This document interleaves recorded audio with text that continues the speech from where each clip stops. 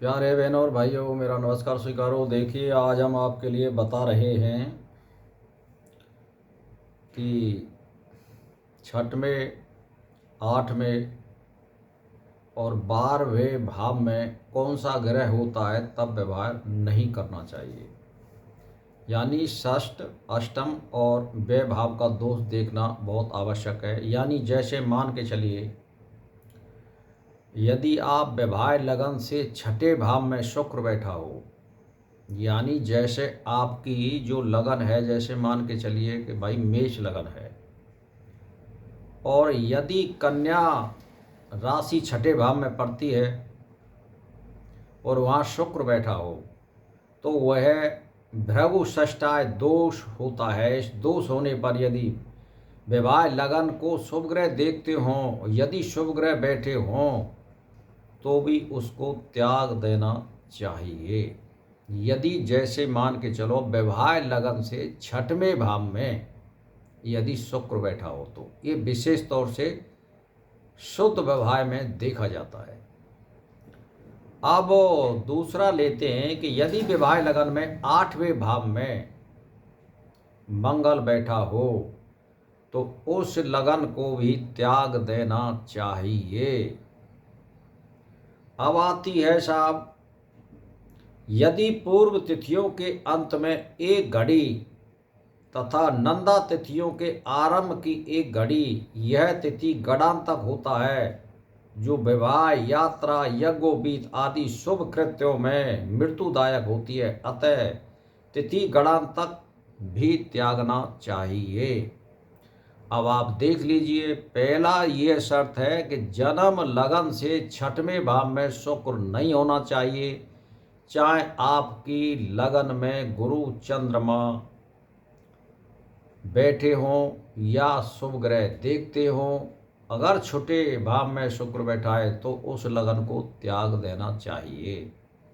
दूसरा बता रहा हूँ आपको, विवाह लगन से यानी फेरावारी जो लगन होती है, उससे यदि आठवें भाव में मंगल बैठा हो तो उसको भी त्याग देना चाहिए। ये मुख्य दो बात अवश्य होती है, इनको त्यागना चाहिए। इनसे बहुत बड़ी हानि होती है, विक्षोभ होता है, त्याग होता है। ये सारी जो है मानसिक कष्ट या चिंता देते हैं ये। अब आती है तीसरी, पूर्णा तिथियों के अंत की एक घड़ी तथा नंदा तिथियों के आरंभ की एक घड़ी, यह तिथि गणांतक तिथि कहलाती है। जो विवाह, समझ रहे हैं आप, यानी पूर्ण तिथियों के अंत की एक घड़ी और नंदा तिथियों की आरंभ की घड़ी, ये गणांतक होता है, जो विवाह, यात्रा, यज्ञोपवीत आदि शुभ कृत्यों में मृत्युदायक है, इसको भी त्यागना चाहिए।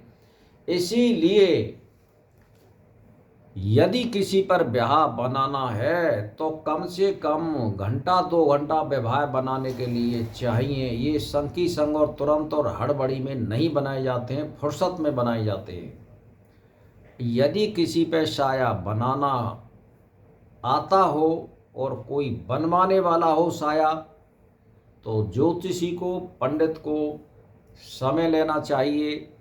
या जिस पे हमें साया बनवाते हैं, लड़का लड़की का शुद्ध नाम आप पहले लिखा दीजिए और उसको समय दीजिए, और तब उसके पास आप जाइए कि हमें शुद्ध साया चाहिए, बिल्कुल शुद्ध चाहिए। तो वो अपने में मनन करेगा, ग्रंथों को देखेगा, फिर आपके सायों को सेट करेगा, तब आपके लिए बना करके देगा।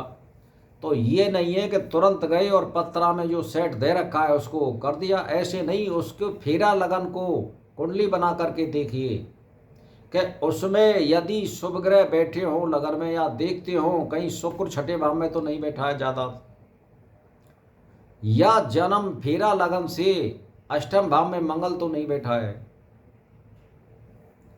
या पूर्णादि तिथि की जो होती है उसमें, यानी जो तिथि होती है उसके अंत की एक घड़ी, या नंदा तिथियों की आरंभ की एक घड़ी तो नहीं आ रही है, तो इसी तरह इनको भी त्यागना चाहिए। तो मैंने 3 बात बताई हैं। यदि इन तीनों बातों को आप बचा देते हैं, यदि आपका साया एक भी बनता है साल में, उसको कर लेना चाहिए। चाहे वो आषाढ़ का हो, जेठ का हो, या बैसाख का हो, या सर्दियों में बनता हो, उसको एक साया अगर एक या दो ही साए बनेंगे, इस तरह से अगर साए दिखाएंगे तो 10-20 और 2-4 साए नहीं बनते, तो उसको कर लेना चाहिए। तो इसीलिए शुद्ध साया बनवाने के लिए टाइम चाहिए ज्योतिषी के पास में, और उसको मेहनत का फिर पैसा भी वही लेगा वो, तो जब आप मेहनत कराओगे तो इस तरह के साए बनाने में कम से कम 2-3 घंटे मेहनत करेगा तब साया निकल के आएगा, अन्यथा उसको पूरा दिन लग जाएगा।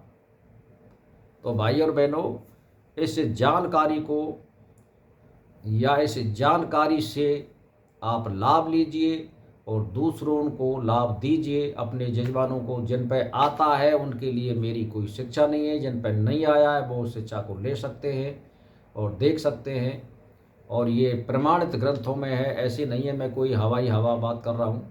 तो भाई और बहनों, मेरा इसी के साथ नमस्कार स्वीकार हो।